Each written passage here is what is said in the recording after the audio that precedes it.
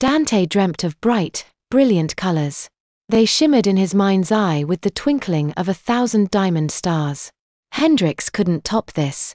His dreams were a kaleidoscope, mesmerizing, soothing. There were no troubles here, no worries, no nightmares. All was as it should be. Perfect comfort, perfect warmth, perfect everything. Dante opened his eyes and gave a yawn. His tongue absent-mindedly probed his toothless gums, the saliva running over onto his chin. He couldn't move, that was normal. He couldn't see very much. It was dark all around him, and he couldn't pick up his head. There were no lights anywhere. His vision wasn't focused anyways. All of that was normal, too. What was wrong then? He had felt like there was something bugging him at the back of his mind. Then it hit him. He was hungry. He was very hungry. He was very, very, very hungry. There were no other words. If he didn't get fed, something bad would happen, he just knew it. He hated being hungry. He wanted milk, and he wanted his mommy, and he wanted them right now. Dante began to whimper and mewl, calling for mommy. Somewhere deep in the back of his mind he thought he was doing something wrong. There had to be a better way to communicate. Then he remembered. Louder. He cried out louder. He cried out louder and louder until he couldn't even remember why he started crying. Hungry. That was it. Milk. After forever, Dante felt something enter his mouth. Mommy. Milk. Dante bit down, ready for milk to squirt down his throat. It wasn't mommy. It wasn't her nipple, either. Dante bit down on something hard and cold. Too hard. It didn't taste anything like milk either. It didn't have a taste. It tasted like, Dante searched for the word, plastic. Teeth ripped out of Dante's gums, and Dante screamed. He reflexively bit into the thing in his mouth. It helped him feel better, but not much. Finally the hurting in his mouth stopped and he spit it out.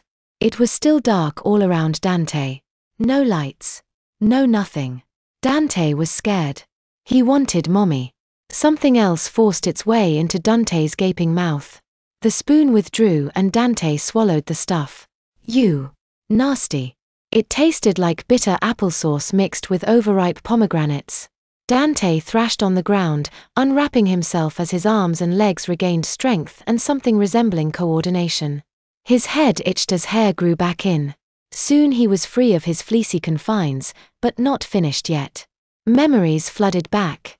His mom and dad, the party, his death, Limbo, the Judys, the survivors, Jamal, Anchors, and Lysa. Lysa. Dante looked around, and his eyes adjusted to the dark. He was sitting on a baby blanket in a very large diaper even for this place. By his left leg sat the teething ring that he had just bitten down on moments ago. Where was he? Where was Lysa? Lysa, Dante called out. The girl is not here.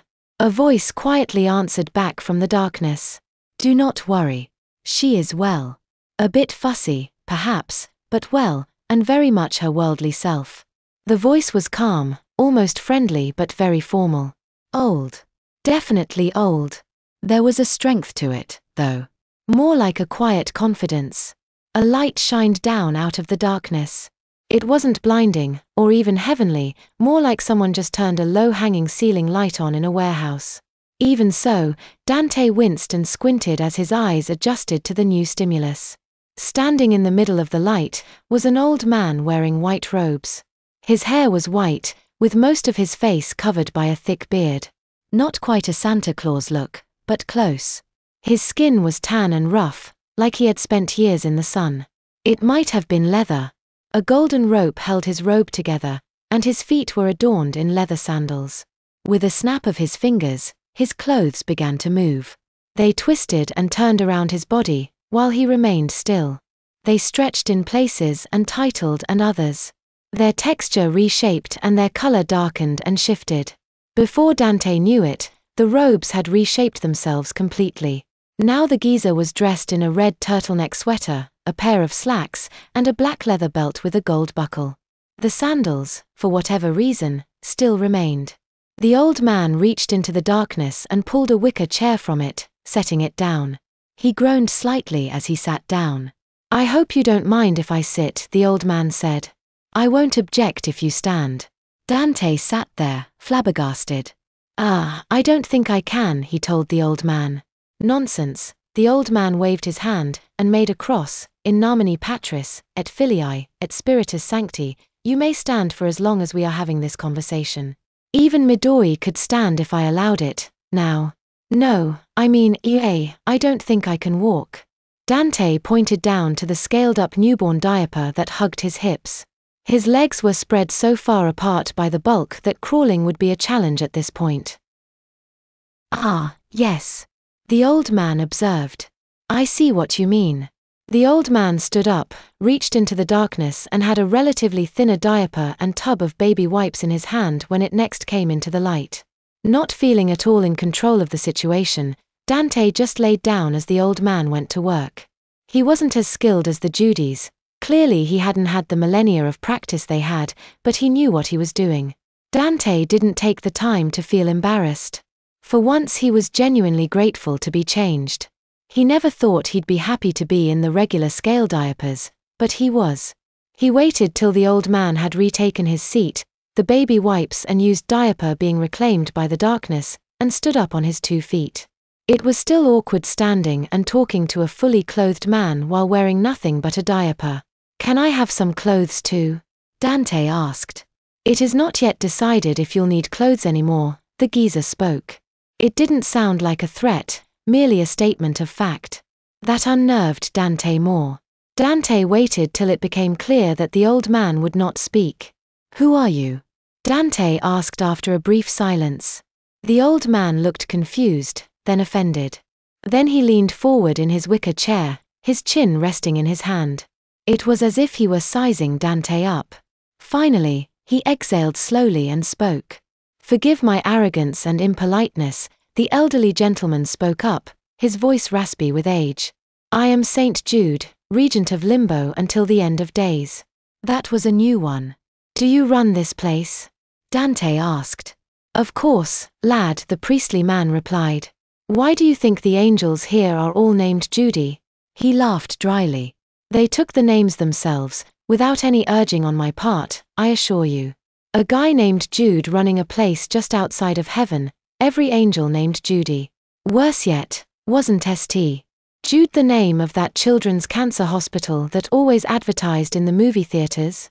Dante wouldn't have believed it if not for all that he had already been through. What are you the saint of? Dante asked. It came off as more of a oh yeah? Prove it, than initially intended.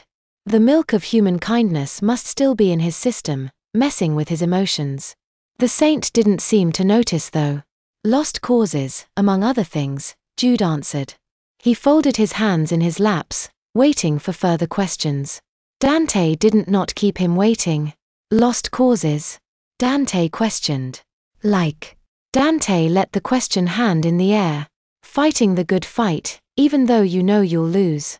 St. Jude lectured like an old professor who had given this lecture too many times to count. Crusades, martyrdom dash. Treating dead kids like babies so they don't go to hell? Dante interrupted.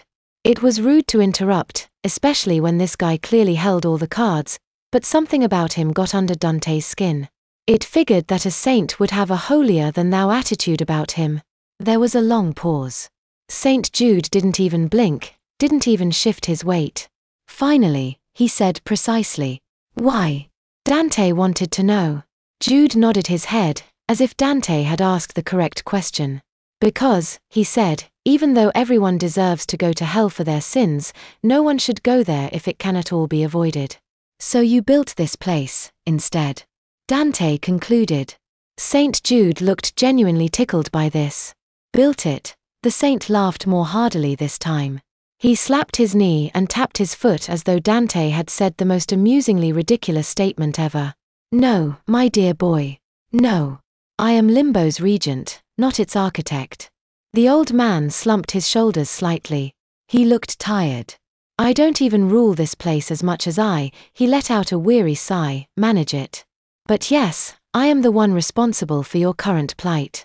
Dante said nothing in response to this. He just listened.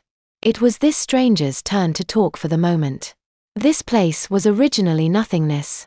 Jude went on, his wizened arms spread wide to indicate the vastness of it all.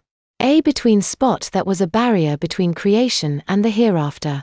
Then it became a haven for infant souls, innocent souls that had not had the original sin of Adam and Eve washed away.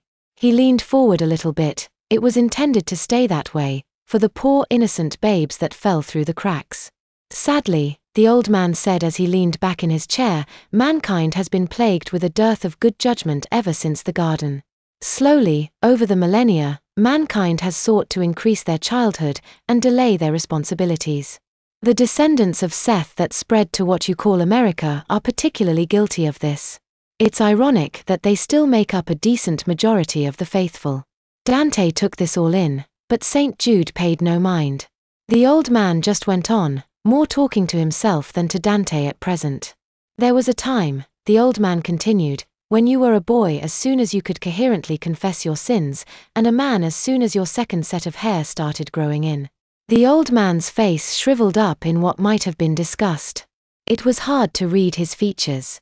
Now, you're all practically infants till you're 18, hardly accountability or responsibility at all. Even after that, you're still children. He let out something between an exasperated sigh and a growl. And that's why you treat us like babies?